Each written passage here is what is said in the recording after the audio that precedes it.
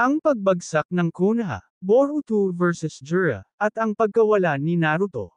Sa gitna ng dilim, si Boruto ang huling pag-asa. Isang armas na humaharap sa hukbong Deus Tree, laban sa leader nilang si Jiraiya, habang ang nakasanayang bayani, si Naruto, ay naglalaho.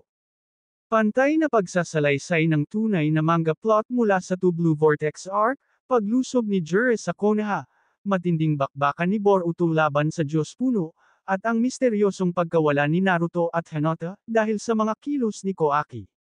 Ideal sa mga tagahanga na gustong balikan at ipakita sa iba kung saan patungo ang storya, nang hindi nagiging komplikado.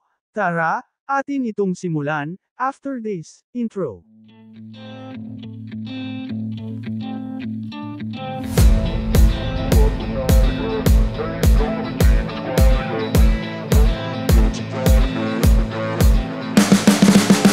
My shoulder cause they treat me like an outcast. I ain't gonna take. Flash forward, Boruto at Koaki, na naglalaban sa mga guho ng Konoha. Ang naratibong linya, kapag hindi ka susuko, ipadadala kita tulad ng pag-alis mo sa aking ama. Ipinapakita na may nawawalang malaking bagay sa bituin ng Naruto era. Mula sa Naruto Next Generations, ipinakilala ang Boruto bilang anak ni Naruto. Lumitaw ang Kara at si Koaki, na nakakuha ng karma at naging iskan ng pamilya Uzumaki at Shinobi.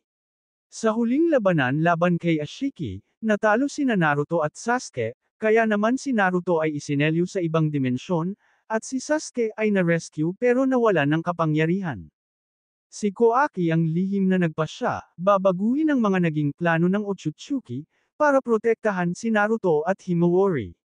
Tinago niya sina Naruto at Hinata, gamit ang Daikoku Ten Dimension, ayon sa sariling kapangyarihan ni Koaki.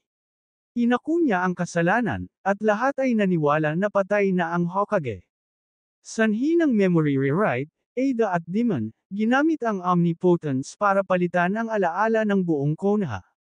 Si Koaki ang naging bayani, si Boruto ang traidor. Si Boruto ay naaresto pero tinulungan ni Sasuke at si Roda dahil naniniwala sila sa katotohanan.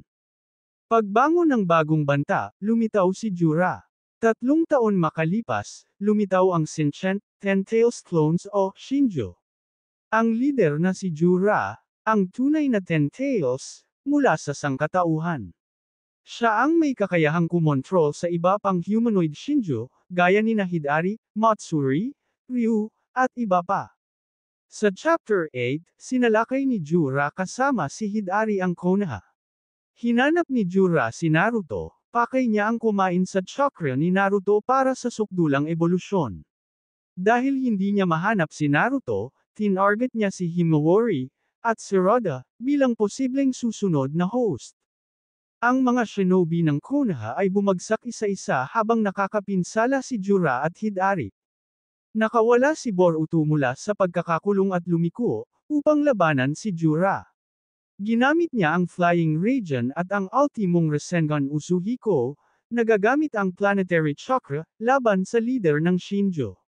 Sa simula ay lumalaban siya, may saglit na nagulat si Jiraiya sa lakas ni Boruto. Subalit marami siyang kahinaan, hindi siya makatawid, hindi mailigtas ang kanyang mga kakampi, at hindi sapat ang kapangyarihan niya para matalo si Jiraiya. Sa kalaunan, na-counter ni Jiraiya ang Usuhiko, pero tinamaan siya sa dibdib, nang ma-injure at mawalan ng kakayahang lumaban. Nakuha ni Jiraiya ang Thorn Soul Bulb, mahalagang item na magagamit para mabuhay muli si Sasuke. Nahinto ang laban. Napigilan si Boruto, nakuha ng mga Shinjo ang Soul Thorn, at muling humina ang Konoha. Hindi natuloy ang pagkabuhay ng village, pero malalim ang sugat sa moral at taktikal. Wala pa ang eksaktong resolution.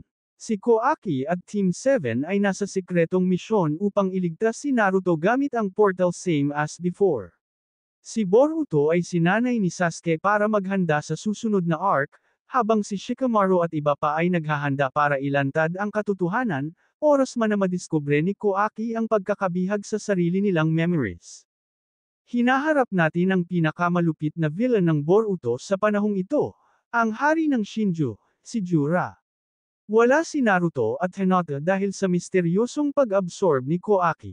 Si Boruto ang nakatayo ngayon bilang pag-asa. Ang tunay na digmaan ay nagsisimula pa lang.